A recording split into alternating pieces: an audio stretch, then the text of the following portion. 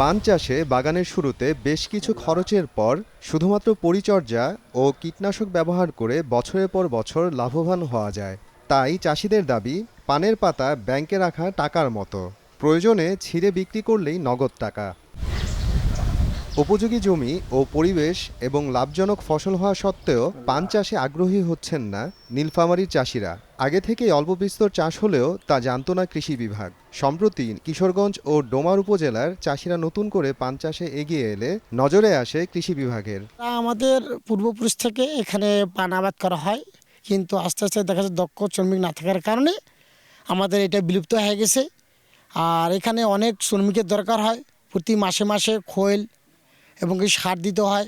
এগুলো পরিচর্যা সঠিকভাবে করতে না পারার কারণে আজকে আমাদের বিলুপ্ত হয়ে গেছে। পানের ব্যবসা খুব লাভজনক। আমাদের বাপ দাদু পানের ব্যবসা অনেক কিছু করছে, কিন্তু এখন বর্তমান সময়ে লোকজন পাওয়া যাচ্ছে না, আর সরকারি সহযোগিতা পাওয়া যাচ্ছে না।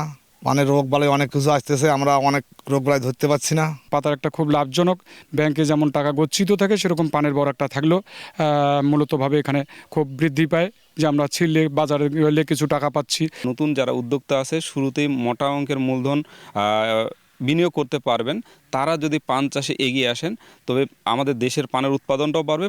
সর্বোপরি অন্যান্য ফসলের থেকে কিন্তু পানে অনেক বেশি লাভ করার সুযোগ আছে। প্রতিদিন তা আসি, কৃষকের সঙ্গে পরামর্শ দিই, কৃষকের সঙ্গে কথা বলি, তাদের পানের বিভিন্ন সমস্যা যেমন রোগে আক্রমণ হয়, আবার কী কী সার স্প্রে করবে, কী কী ওষুধ স্প্রে করবে, কী কী সার দিবে, সে বিষয়ে পরামর্শ দেওয়া হয়। কৃষি বিভাগ বলছে, পান চাষ নিয়ে মূল্যায়ন শুরু হয়েছে, দ্রুতই কৃষকদের উৎসাহিত করতে মাঠে নামা হবে।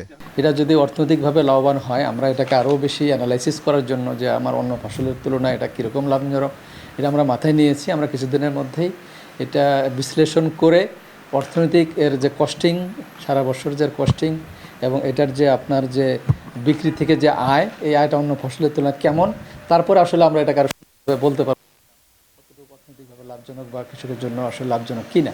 তা আমরা আশা করছি যে আমরা এই বিষয়টা যদি আমরা দেখি যে অন্য ফসলের তুলনায় এটা লাভজনক, যেহেতু সারা বছর এটা জমিটা এটা ইনগেজ থাকে, তাহলে অবশ্যই কৃষকরা করবে এবং অনেক জায়গায় যেগুলো পতিত থাকে, বিশেষ করে আমরা সেই পতিত জায়গাগুলোকে এই পান চাষের আওতায় নিয়ে আসতে পারবো বলে মনে করছি। বর্তমানে নীলফামারী সদর, ডোমার ও কিশোরগঞ্জ উপজেলায় প্রায় ৩ হেক্টর জমিতে পান চাষ হচ্ছে। সময় সংবাদ, নীলফামারী।